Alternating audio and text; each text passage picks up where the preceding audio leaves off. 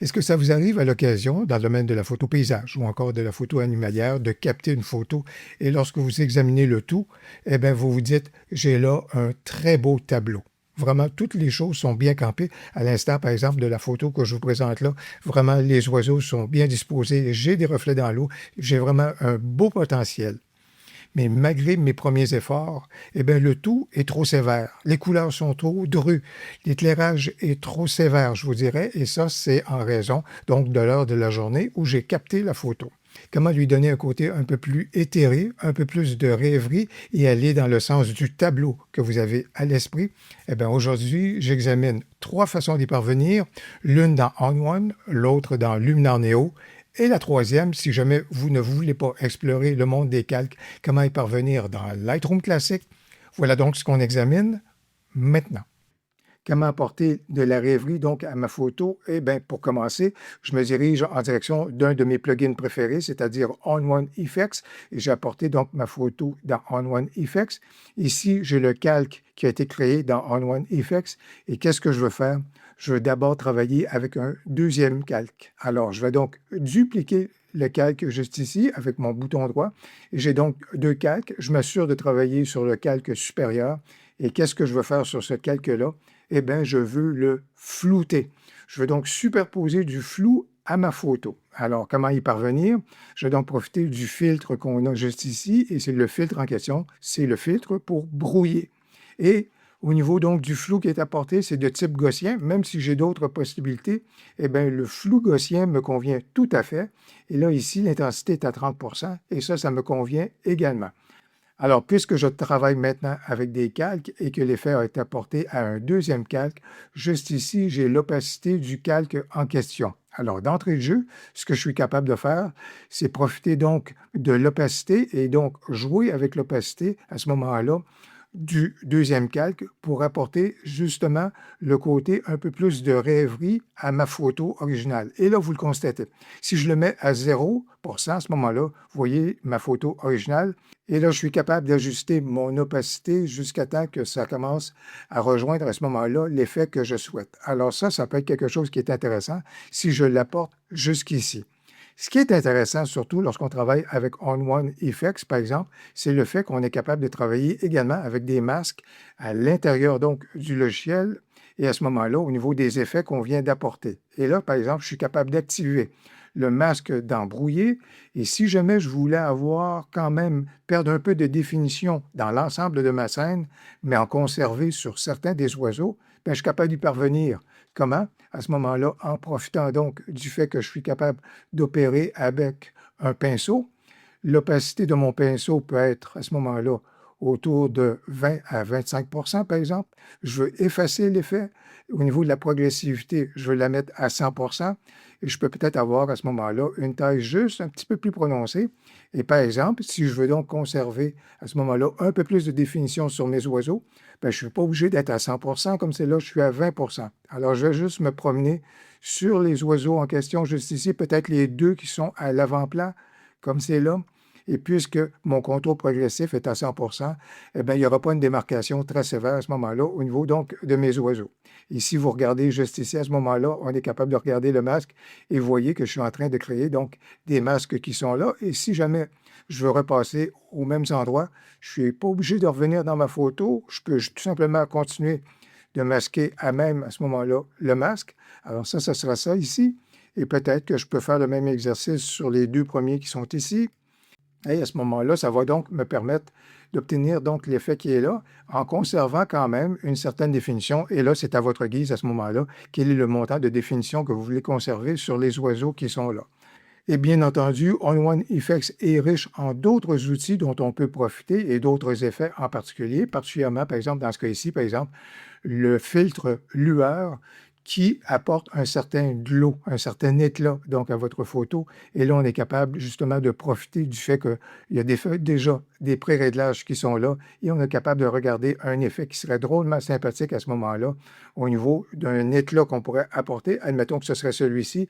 Et souvenez-vous qu'on est en train de travailler sur un calque. Et si on travaille sur un calque, ça veut dire qu'on est capable de travailler sur l'opacité et d'ajuster l'opacité de ce dernier. Alors, si l'effet apporté est trop prononcé pour vous, on peut bien sûr travailler le tout juste ici au niveau du filtre.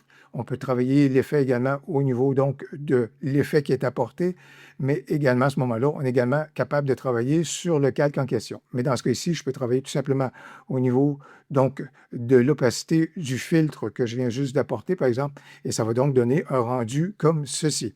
On est donc avec On-One Effects, on est passé donc de cette photo-ci à un rendu comme celui-ci. Dans Luminar Neo, la démarche va s'apparenter à ce que vous venez juste de voir au niveau de On-One Effects. Encore une fois, j'ai apporté donc ma photo dans Luminar Neo et on a ici un premier calque. Je vais donc dupliquer le calque en question et je vais m'assurer donc de travailler sur le calque supérieur. Encore une fois, dans ce cas ici, on va se diriger du côté du flou à ce moment-là pour créer le flou en question. Et dans le flou, ben, je vais donc me tourner vers le flou gaussien, encore une fois. Et là, je vais pouvoir apporter donc l'intensité que je recherche, quelque chose autour de 30 devrait à ce moment-là convenir à ce moment-là pour ce qui est de ma photo. Alors ça, c'est donc une chose qui est là. Le flou a été apporté. Et là, je vais me tourner donc vers le calque et je vais travailler donc avec l'intensité du calque en question. Alors, je vais donc diminuer l'opacité du calque supérieur jusqu'à temps que j'obtienne à ce moment-là le rendu qui me convient et ça pourrait être dans ce registre-ci.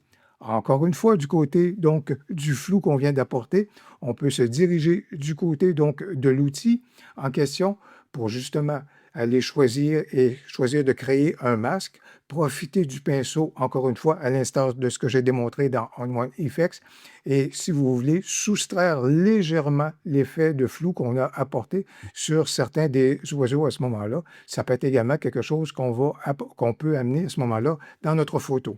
Autre élément également, dans Luminar Neo, on a une belle richesse d'outils, notamment au niveau de l'outil d'éclat qui va apporter un certain glow dans notre photo.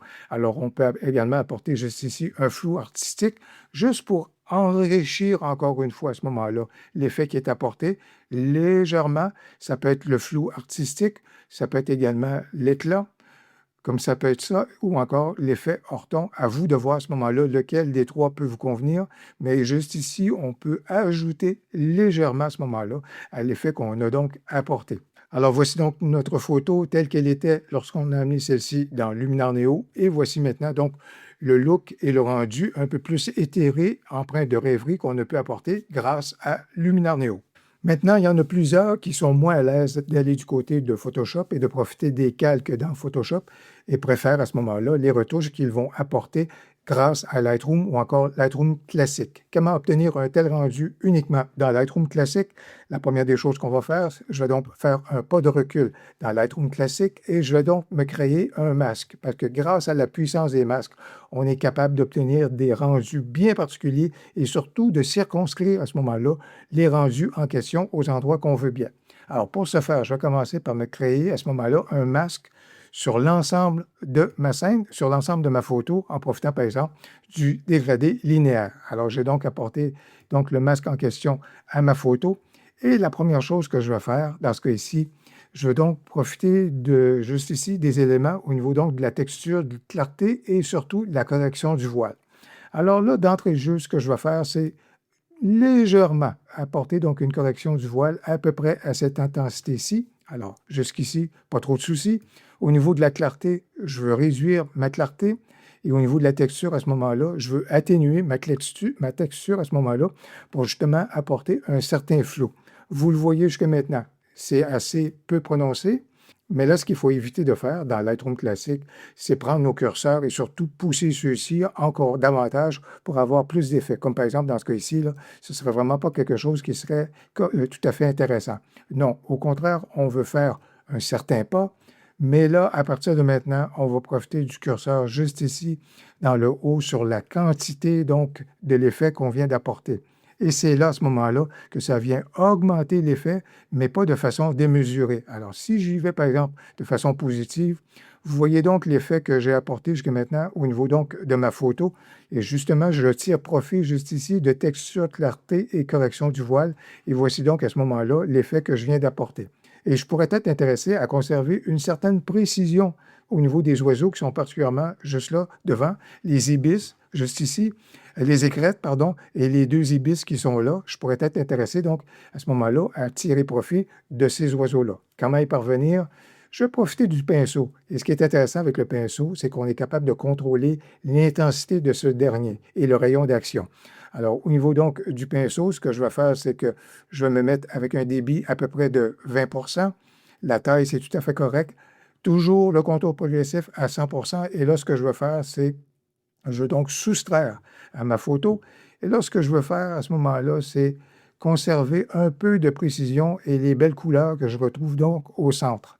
Et je me promène justement dans ce coin-ci, justement pour atténuer l'impact donc du masque que je viens d'apporter, mais c'est toujours une intensité d'à peu près 20%.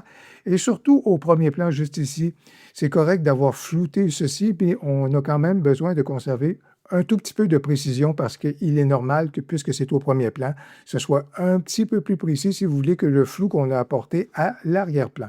Alors, à ce chapitre-là, toujours avec une intensité d'à peu près 20%, je vais donc récupérer un peu plus de matière, apporter un petit peu plus de définition. Et dans ce cas ici, je pense que je peux même hausser le tout autour d'à peu près 30 à 35%, justement pour ramener un tout petit peu plus de précision au niveau de la matière qui est juste là. Alors, si je regarde à ce moment-là le masque que j'ai créé et le fait que j'ai apporté un certain flou grâce à la texture, clarté et surtout la correction du voile, et surtout en gérant la quantité juste ici dans le haut, voici donc la photo telle qu'elle était, donc dans la Lightroom classique avant que j'apporte le masque. Et voici donc maintenant la photo avec les corrections que j'ai apportées. Eh bien, j'espère que vous avez apprécié l'une ou l'autre des façons que je viens juste de vous présenter afin de conférer à votre photo davantage de rêverie et un côté un peu plus éthéré qui va aller dans le sens du tableau que vous avez peut-être à l'esprit. Si vous avez apprécié la vidéo, n'hésitez donc pas à cliquer sur j'aime et si vous connaissez d'autres façons de parvenir à un rendu comme celui que j'ai présenté, n'hésitez pas à nous en faire part. On a bien hâte de vous lire. Au plaisir, à la prochaine.